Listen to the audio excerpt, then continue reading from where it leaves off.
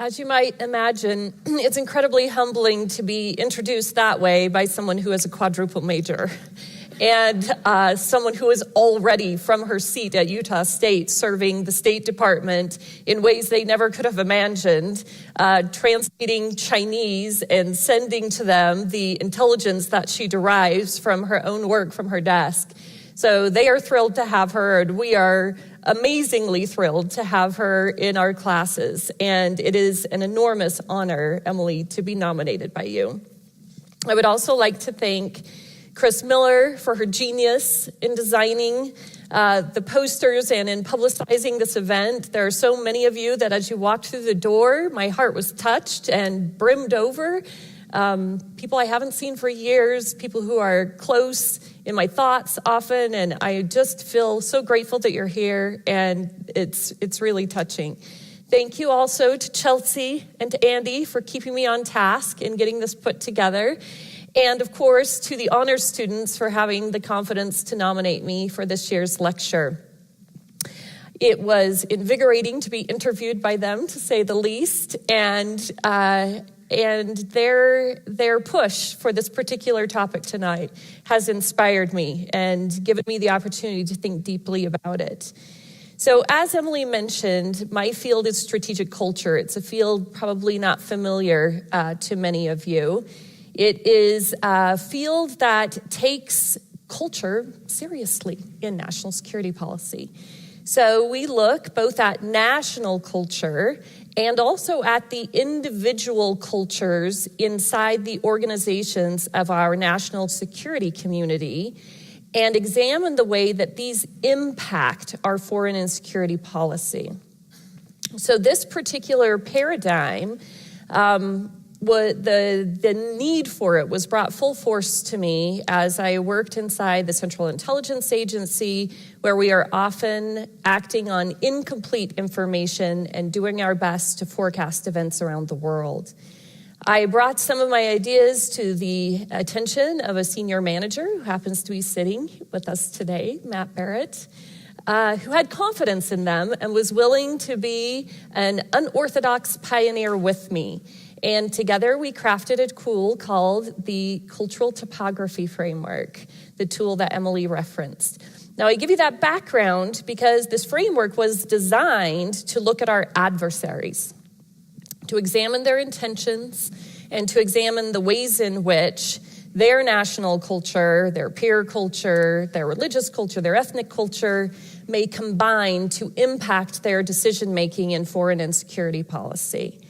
As I stepped into my own PhD work, it occurred to me that we probably ought to follow both sides of Sun Tzu's dictum. So Sun Tzu certainly encourages us to know our enemies, and we were actively engaged in doing so at CIA. But as you probably know, the other side of that oft-coined phrase is to know ourselves. So I took the tool, the Cultural Typography Framework, and turned it inward to take a look at American culture, the way we operate, our default settings, our preferred courses of action, and how those impact the way we do foreign and security policy. It was 10 years of research with a very long-suffering family. So this is my moment to give a shout out to Benjamin and Sam and Jess, and especially to my husband, Steve, for putting up with at least 2 steady years of what we call my deployment, because I never came home. So a huge amount of gratitude goes out to them. The purpose of this research is the purpose that all of us within the academy pursue. It's our job to cast a critical eye on the way that this country performs its national security policy. We warn of hubris. We point out missteps with the idea that we can remedy these and learn from our mistakes. We look for failings and highlight them and dissect them in order that we can do better in the next round. That is our job, to be critical and to be as objective as we can in the process of doing so. So a book emerged out of that, and it accomplishes that task.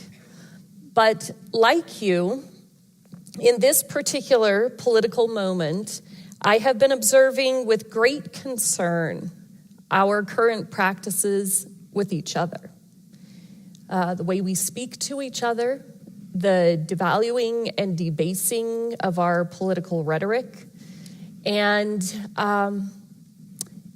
the way that we are tearing at the very fabric that holds us together as a nation. In so doing, we are doing more damage to ourselves than most any enemy could achieve. And as I've been thinking about that, it has occurred to me that the worthy energy that we spend on looking critically at our security policy, at our foreign policy, that same energy needs to be applied at examining our virtues. We have to name them. We have to recognize them. We have to acknowledge that they are there if we have any hope of preserving them and growing them. So with that in mind, I would like to take you on a walk through 100 years of U.S. counterinsurgency history, looking for models of virtue, looking for models of upright behavior. And as you might imagine, that naturally leads us to the United States Marine Corps. Good, I'm glad you knew that was a joke. Okay. All right, so let me just give you a snippet of how the Marines were viewed at the turn of the century, 1915, when my research starts. So Robert Osprey, writing in the Gazette, describes them this way. But there was this Marine Corps, a small go-to-hell outfit of 2,900 troops. Its 77 officers were mostly Civil War veterans, tall, straight, bearded professionals who dressed their pride in gaudy blue uniforms, carried Mameluke hilt swords, fed their thirst with chewing tobacco, their fatigue with drinking whiskey, cursed with the metric vigor of Kipling, drilled their troops night and day, and knew everything there was to know about their three weapons, the Lee straight-pull rifle, the Gatling gun, and the Hotchkiss revolving cannon. Weird, unorthodox, demanding men. They fought like hell and they won. So if that doesn't say virtue, I don't know what does, right? Aaron O'Connell, some years later, described the public opinion of Marines just prior to World War II. In 1941, they were the least well-known and least popular branch. Parents liked the Army better, which my dad will enjoy. You see him nodding over there? Because the Marines were known as a tough, rowdy, rough lot, a band of poor associates for their children. In truth, in 1940 and 41, 1 in 5 Marines had a minor police record. And some of my favorite Marines today also hold that standard.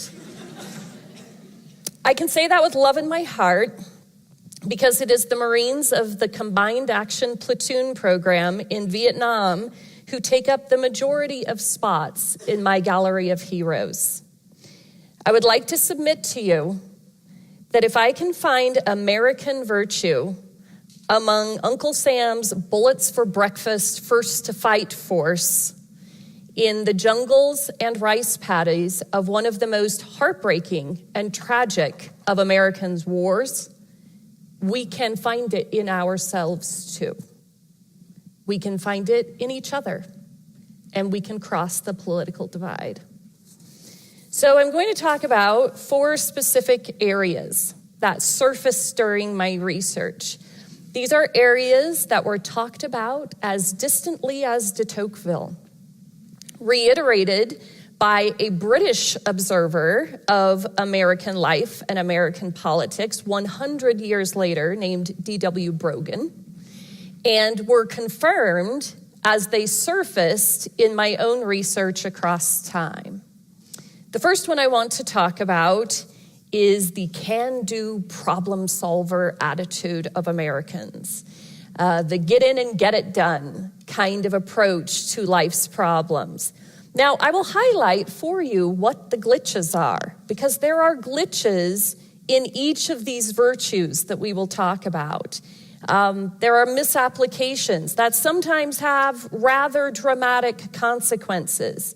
But what I'm asking of you today is to pause and think about the virtue that underpins even some of our mistakes, and decide within yourselves whether you really want it to go away. So the can-do attitude. What are the glitches? Well, this won't surprise you.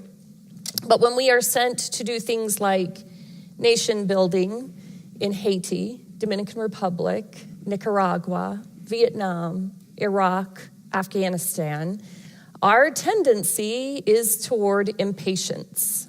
If we don't like the way the indigenous host nationals are doing something, we often scoop up the project and do it ourselves. We also do a lot of doings that don't necessarily need to be done. One of my favorite talks ever given in my course was delivered by a Russian student. She stood up and said, "Americans are not human beings." So that got attention. She said, "Americans are not human beings. Americans are human doings. You don't know how to be." And she's not really wrong. She pointed out quite cleverly, and this was in the 90s, so she asked everyone to pull out their Franklin day planners and flip to the appropriate day. And of course, our lives were scripted down to 15-minute increments. Then she said something quite sophisticated, especially for someone for whom English was a second language. She said, "You are all slaves as far as I am concerned, and you wear your manacles on your arms." And she made everyone raise their left arm, and before the advent of cell phones, you know what was there, right? Watches that have now been replaced. So those were our manacles. She was pointing out to us that we are a hyperactive people and that we might benefit from some contemplation from time to time. One of the both positive and negative repercussions of being human doings is that you are willing to use trial and error as your learning method. That is often fine, except when it's war. So that approach to learning can have very serious consequences. So the glitches aren't small. But what's the upside? The upside is that Americans fixate on problem solving and work earnestly to see it done. It also means that no matter who you are or where you're from, Americans will admire you for hard work. Now that sounds rather commonplace, probably to most of you, but I invite you to travel the world a bit, because working with your hands is not considered a dignified profession in much of the rest of the world. Americans not only admire hard work and working with your hands, but you'll often see people who no longer need to, bragging that they have done. I remember standing in the offices of CIA and listening to someone who most certainly should have been hiring this out, bragging about fixing his own air conditioner and changing his own oil. In our society, those are marks of virtue, that you are willing to get your hands dirty. We even have a phrase for it. Well, how does that translate? It translates that Americans afford dignity to all kinds of people around the world because they are hard workers and rather enjoy getting in and doing it with them. So the Combined Action Platoon that I highlighted to you was a very unusual program in Vietnam. The reason that I admire it so much is that the Marine Corps dared to try this experimental, far more humane, risky program in the middle of a war that was the opposite of all of those things. So So 12 Marines, enlisted Marines, were sent into the bush with one Navy corpsman, their medic, and told to protect a small geographic space, a hamlet of villages, to protect a hamlet in Vietnam from the VC, and also to improve its social, economic, and political life, as all 18-year-olds are equipped to do, right? So they're sent into this moment and then mostly abandoned. So they've got to figure out things on the ground themselves. They've got to figure out how to make friends with the villagers when almost none of them had a translator or linguist with them. And they've got to, every night, fight the VC.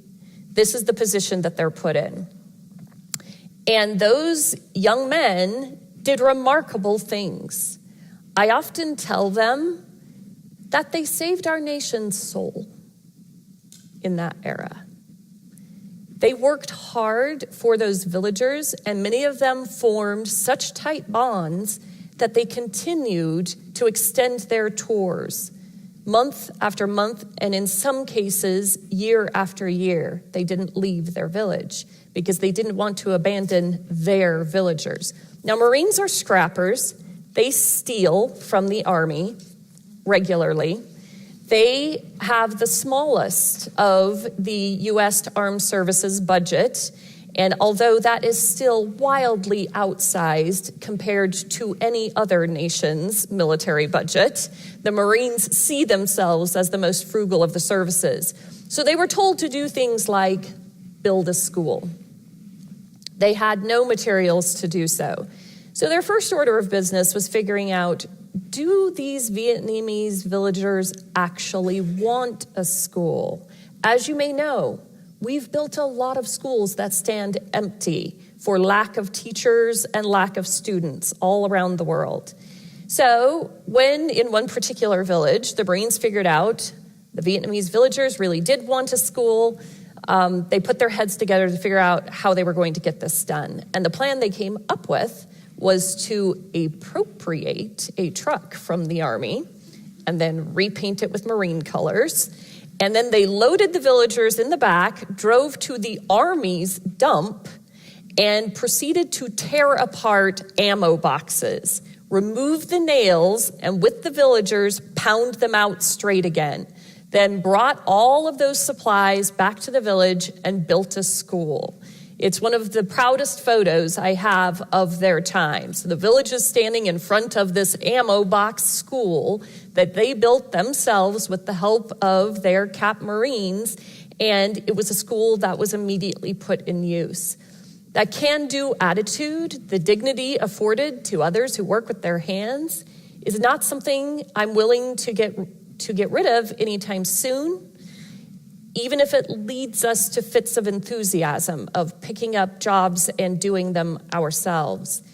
What we do instead is better channel that impulse, do a better job applying it, figuring out where it's requested and where it's not, and listening better to the cues that we have coming toward us. The second attribute that I want to highlight is something very similar, but it has its own set of virtues and benefits, and that is an affinity for the common man. Americans believe, as pops up in all kinds of ethnographies about us, that regular people around the world should just like us because we like them. So we are the champion of the underdog. So Marines who were dispatched to Haiti, they were trouble. There's really not a better way to say it, right? They got drunk at other people's weddings. They took food from the market without asking. They got in what were called fisticuffs in the village. You know, they got in a lot of trouble.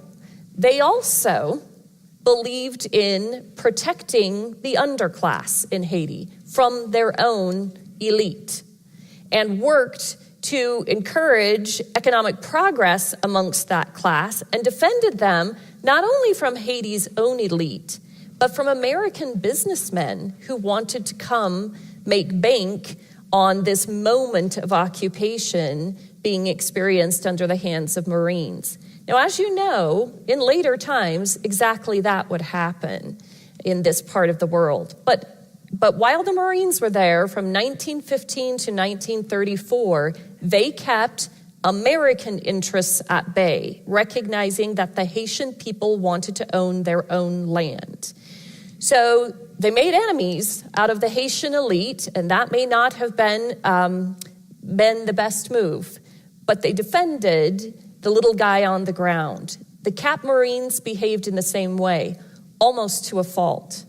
So the Marines that were located in these villages, as they developed an affinity for their villagers, they came to defend that piece of territory, that group of people above all, defending them from the VC certainly, but defending them also from the U.S. Army. So Trust Israel, who is just as colorful as his name implies, was one such Marine. And as the U.S. Army rolled into his area, an army that had been on the front line, that had never been given a singular geographic base, that was moving through Vietnam in the way Westmoreland had set up for most Army units, and therefore had little attachment to the people. As that unit moved into his ville, they started making catcalls at the women in the village. And Trust stepped into the road with his rifle and pointed it at them. And they said to him, "Are you one of those raggedy-ass Marines that has gone so deep into the bush that you don't know what side you're fighting for?" And he said, "I know exactly what side I am fighting for. You do not mess with the women in this village. I will kill you." And cocked his weapon, got the rifle ready. So this is his words, his interview. He was also crazy, right? This was crazy to do this. I don't know whether they just admired his bravado. I don't know whether they worried he was crazy, but they moved along, and he defended the women in his village. That won his Cap unit far more affection, far more intelligence, far more cooperation from the villagers than anything else that their unit had done. Trust Israel was not alone. Tim Duffy, another favorite hero, recounts a similar moment, this time against South Vietnam's own armed forces. Every morning, Tim and his buddy would go down and buy Cokes on the local economy from a particularly favorite family. They had a young, beautiful daughter about age 16. They did something Marines are not supposed to do. They put their rifles down as they entered the little shop, out of respect for the owner of the shop, out of respect for the daughter. But as they walked in, they found two South Vietnamese officers with the daughter up against the wall, and with very clear intentions. Now remember, Tim and his buddy are enlisted guys. They went after those officers without giving it a second thought. And with rather energetic American muscle, chucked them out of the shop, chased them out of the village, and then, of course, Tim and his fellow enlisted corporal were immediately court-martialed for accosting an officer. Somehow, their court-martial paperwork got lost. That village today, in the year 2018, remember Tim, the young lady repeatedly asks for him to visit. He's visited once, and the entire village turned out. One member of the village who had given his life for the Marines, he was an interpreter for them. His children sat near Tim just so they could have a hand on his leg for hours. Now, I tell you that story because it's a story of defending the underdog. It's easy to picture this in faraway lands, but I would like to invite you to picture it closer to home. To think about how to apply that American virtue here, across your street, in your own neighborhood, in the rhetoric that we use politically, in the way we understand the struggle of other people, even in our own country. It's a pretty remarkable virtue, an affinity for the common man. Take a look at European history and see how often you find that. It's a pretty remarkable virtue. And although it may lead us to have overconfidence in our experiments in democracy, which will be our next topic, it's not one I want to get rid of anytime soon. So the third trait that I want to talk about is the trait that surfaced most prominently across all sources, and again, to include both de Tocqueville and D.W. Brogan. When you ask a Marine how he's doing or how she's doing, you will get a response like, "Tremendous, ma'am. Tremendous." Like, really? That's an everyday thing then. It's amazing, right? There is no hint that anything could possibly go wrong. Tremendous. It's a beautiful day. Marines have the special talent of turning misery into a party. In fact, one Iraq veteran who I was interviewing said, "Professor Johnson, to be honest with you, I'm a little nostalgic to be miserable. I miss those days. I miss those Marines." I still don't know how to make sense of that quote. But that optimism drives us as a people. It was so striking to D.W. Brogan that he called it our national brand. Optimism is our national brand, and said this was so true that pessimistic crabbing was akin to treason. So when you think of our optimistic traits that way, it's true they can lead to something we call hubris. Colin Gray, who was my British mentor for my PhD work, would often say that Americans confuse the difficult and the impossible. Americans tend to think that anything can be done, and most probably by technology. So this is our wiring. It gets us to the moon. It also gets us to try experiments in democracy in places that are not quite hospitable to our very rushed efforts to do so. Now, let's think about this for a minute, because certainly I am no stranger to the tale of our hubris in Vietnam, in Iraq, currently in Afghanistan, how quickly we think these things can be done, how transferable a whole set of traits that have been long nurtured and cultivated skills within this great experiment that we call American democracy. Plenty of hubris to go around. But let's look at the baseline of what informs that hubris. It is a combination of optimism and belief in the common man. Americans find it natural that people will progress along a line where their children are better off and their grandchildren are better off than they. This is what feels natural to Americans. This is our expectation. So we are eager to clear the garden path for any soul interested on that journey. Now, we do this in really clunky ways. We do it with the wrong tool sets. We make all kinds of mistakes in our effort.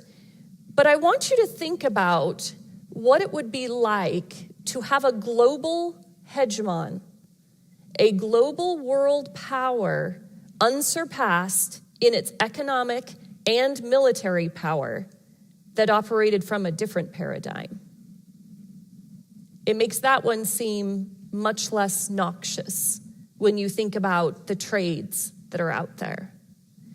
That optimism also means that in our effort to believe in and provide a formula that is democracy for everyone, we tend to think in terms of structures that mirror our own. I don't think anyone wants our structures right now, but it's worth thinking about how we could improve on these efforts in the future.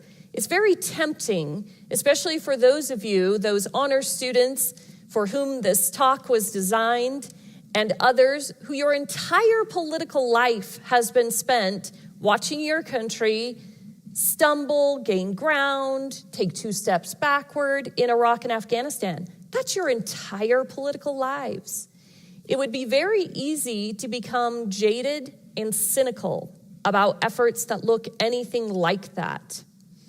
I would like to submit to you that cynicism has no energy in it. Cynicism never led anyone to do anything productive and good and edifying for their country. You can be a skeptic, you can be a critic, as long as the aim is toward how do we take this worthy instinct and do it better? Where can it be applied that it genuinely improves lives around the world? So don't abandon it, but get much shrewder at its application, much better at listening to voices on the ground, wherever it is that we may go, and best that we fix a few things at home first.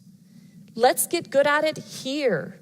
A belief in each other and a smoothing out of the democratic process so that it is no longer a process of casting barbs. It's a process of regular people making big decisions together and doing it in ways that demonstrate the wisdom from a life well lived. The last category that I'd like to address is generosity. Again, this particular trait comes from the observations of others about American life. Americans are known as one of the most generous nations across its short time as a nation state. It's easy to have very typical sorts of examples like the Marshall Plan spring to mind, but it's worth considering how remarkable in history that moment was.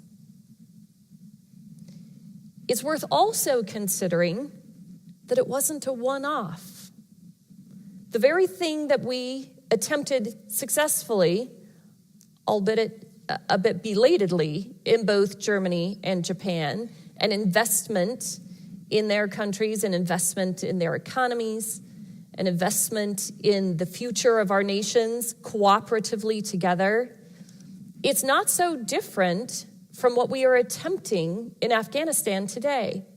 For a moment, just pause and think about how remarkable it is to have a nation perfectly capable of literal obliteration of an enemy who is struck on 9/11 and instead decides that after we chase out Al-Qaeda and after the Taliban are put on the run initially, that then you stay and attempt to inject resources, inject everything you think of as good and virtuous from your own society, you attempt to gift that to another group.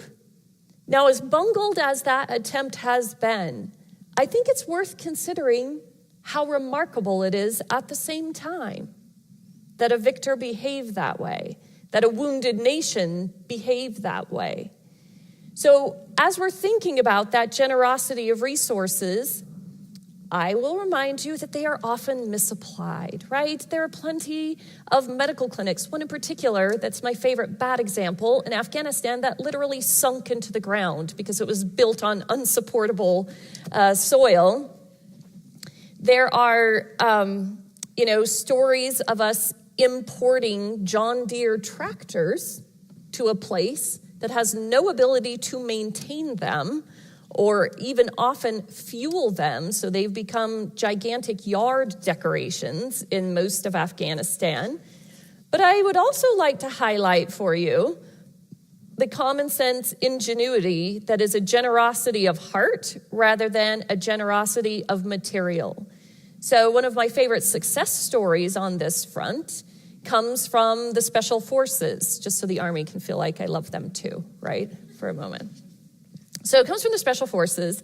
At the same time that USAID, in all of its best intent, was importing John Deere tractors to Afghanistan, the Special Forces were hanging out in a village talking to village men who had been farmers. They hadn't farmed for so long because of the constant conflict in that country that they had come to see bees and earthworms as pests and were busy eradicating them. So Special Forces looked at this interesting situation and said, what you need is not a John Deere tractor. What you need is a Midwestern farmer. That's what you need. And so invited a bunch of crusty farmers from the Midwest to fly to Afghanistan and sit on some porches and talk the talk about farming. Now, they walked around, discovered this problem of eradicating earthworms and bees, and so hired village children to start running around, finding worms wherever they could find them, bring them back to the agricultural plots, and began the long process of cooperatively relearning the trade of farming for a group that hadn't had that privilege due to their conflict-ridden environment for more than a decade. So that generosity of spirit, the willingness to say yes, to go to very dangerous territory, the willingness to take people where they are and see what is a sensible solution, that generosity of spirit is something very much worth preserving.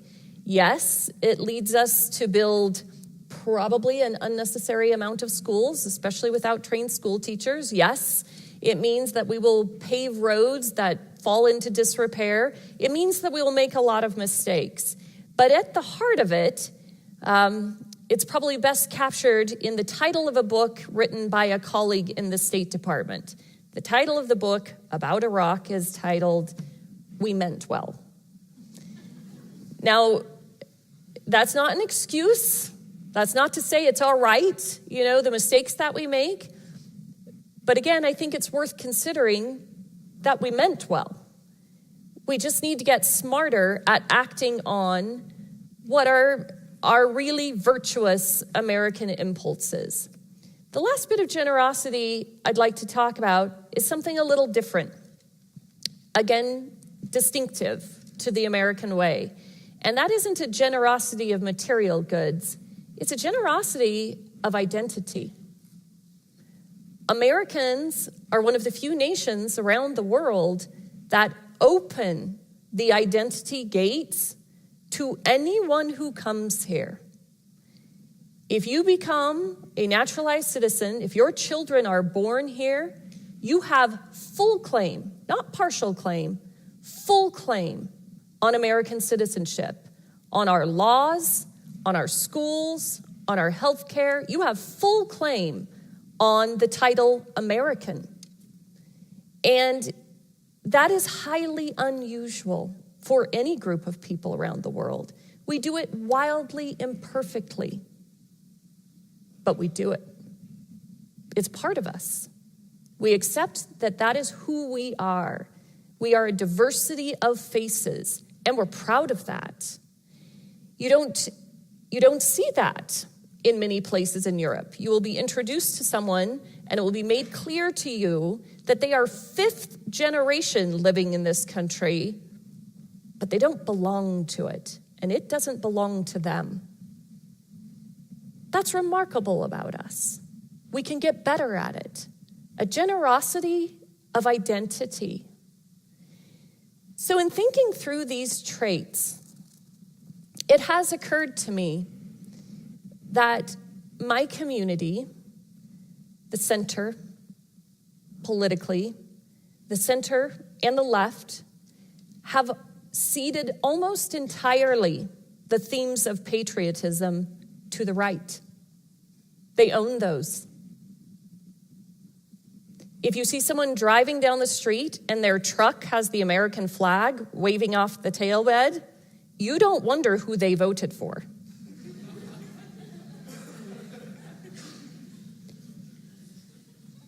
It's a little sad to say, I had slides for this talk and I deleted them. One of the slides, when I was talking about our generosity of identity, our generosity of spirit, is a picture of the Statue of Liberty, because I love her. I love what the plaque says that is attached to her. But I knew what the reaction was going to be if I put symbols of American patriotism on the screen. Right now, we are having a rather unhealthy reaction to those. They are assigned to a particular political ideology. That's not who we want to be. Guys, center and left, I see you out there. I know your names. I am you. We own this narrative of patriotism every bit as much as any other point along the ideological spectrum. We have to have the courage, however, to not just be critical about the things we see in front of us, but also to celebrate the virtues that this country possesses, to name them, to say them out loud, and to accept that we will never live up to them perfectly. It takes a special kind of bravery to extend your national identity to anyone who comes here. It takes a special kind of bravery to welcome those who you don't know are perfectly safe and secure. We are that brave. We are the land of the free, home of the brave. We are that brave. We can do that. It takes bravery to work for flawed institutions that run this country and aren't always going to make the right choices. And it takes bravery to overtly love a country that will never perfectly live up to its ideals. Thank you.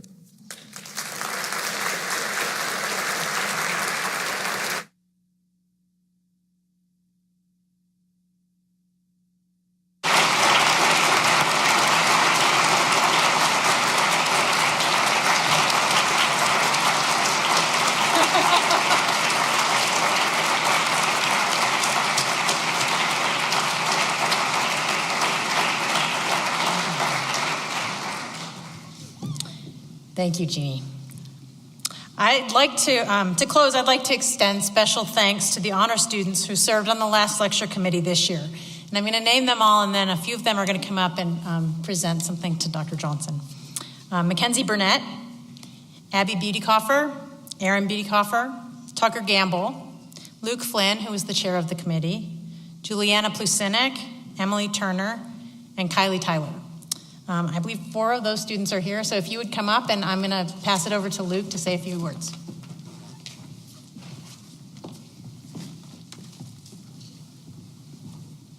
Thank you so much. We just wanted to say that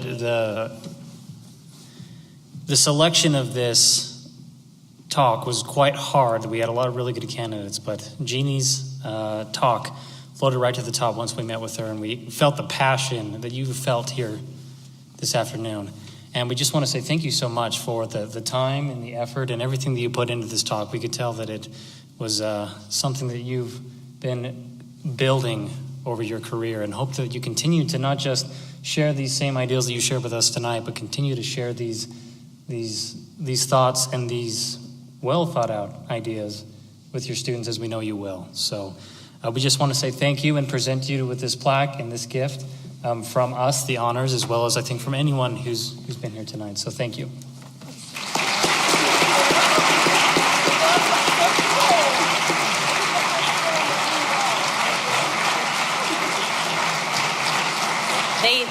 They presented her with 2 separate items. One is a sort of a trophy commemorating her being the honors outstanding professor of 2018, and the other is a poster commemorating this particular event, the poster framed of the day. Thank you. So thank you.